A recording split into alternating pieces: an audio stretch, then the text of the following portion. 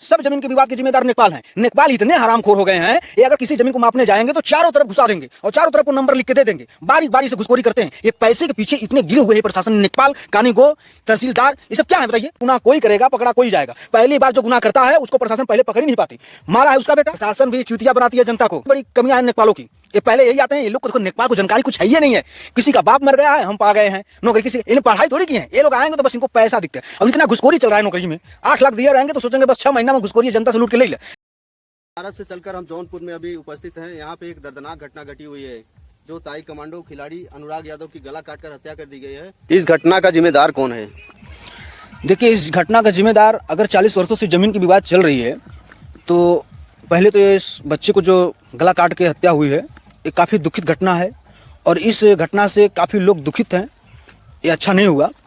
लेकिन मुझे ये नहीं समझ में आ रहा है कि जब 40 वर्षों से ज़मीन की विवाद चल रही थी तो कितने बार झगड़ा हुआ होगा, बिल्कुल गाली गलौज हुआ होगा, तमाम मैटर होंगे। 40 वर्ष ऐसे नहीं निकल गए। इसके पहले जो है कि प्रशासन क्या कर रही थी, जो है नहीं, प्रशासन तक मैटर पहुंचा होगा। और सबसे गुनाहगार अगर इसमें कोई सिस्टम है तो पूरा प्रशासन, जो कि प्रशासन के अंतर्गत नेकपाल आते हैं। इसमें सबसे गुनाहगार नेकपाल को माना जाए कि जब नेकपाल उस जमीन पर आया होगा, सर्वे किया होगा, मापा होगा, तो उसको उसी समय इस मैटर को संज्ञान में लेते हुए उसको क्लियर करना चाहिए थे। जमीन किसकी? कहीं लग रहा है कि प्रशासन की लापरवाही है, इस पे दिख रही है। फुल लापरवाही है, उसमें लग नहीं रहा है, लापरवाही है।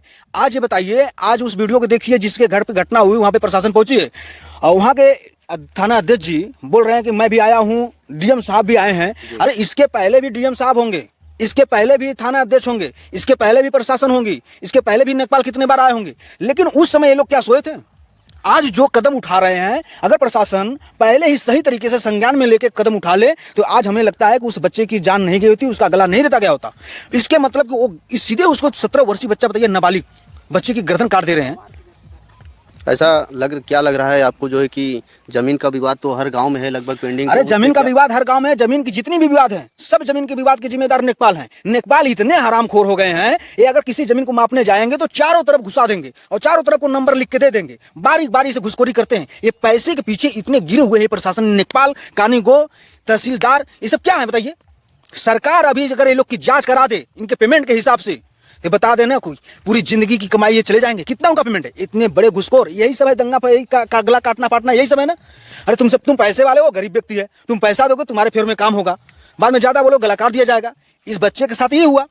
जो गला काटे हैं उसका कुछ छानबीन हुआ, कभी उसके ऊपर कार्रवाई हुआ? हुआ? प्रशासन दौड़ेगी, अब छानबीन करेगी सरकार। भाई अब सरकार, देखिए सरकार प्रशासन को थोड़ी कहिए तुम लापरवाही करो, सरकार प्रशासन को नहीं कही है। लेकिन ये इतने लापरवाही करते हैं पैसे के पीछे।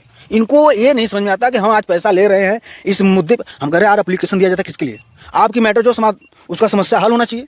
बिल्कुल, लेकिन समस्या क्या हल हुई? आप अगर एप्लीकेशन डाल दियो तो एक समस्या के लिए एप्लीकेशन डालोगे, ये प्रशासन तमाम समस्या तुमको बता के खड़ा कर देगी। पैसा लेना है, ये पैसे भी बिके हुई प्रशासन है, बिके हुए अधिकारी हैं।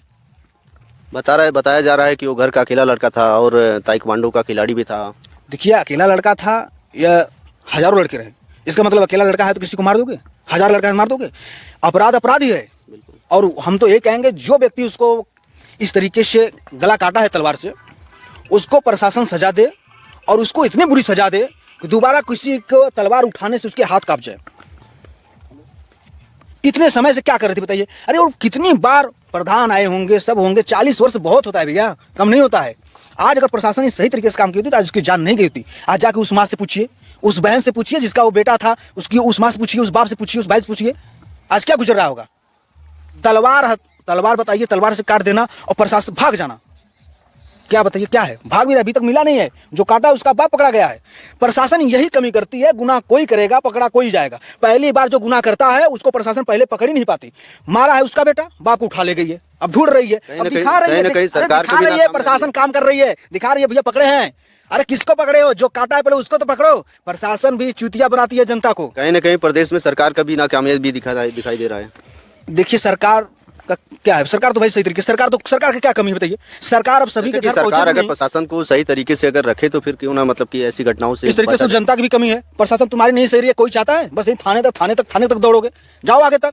इतनी नंबरें, हेल्पलाइन सब बनी है, प्रधानमंत्री मुख्यमंत्री का सब हेल्पलाइन नंबर मिला है, जाओ वहां तक पहुंचो। 40 वर्ष में क्यों जाओ, पहुंचो वहां पर।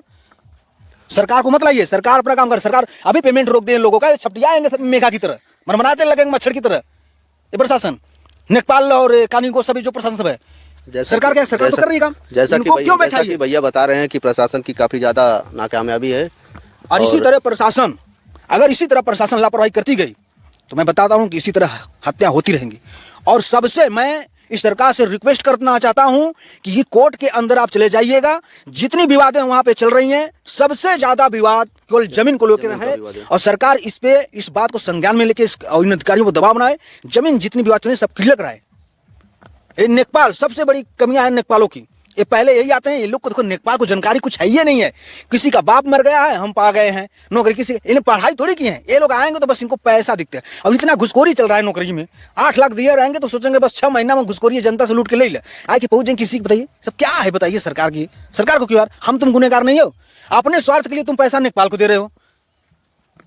तो इसमें जनता भी की गलती है, लेकिन प्रशासन का बस यही दोष है कि अगर ये संज्ञान में मैटर लेके रखी होती तो आज ये घटना, दुखित घटना नहीं होता जौनपुर के अंदर।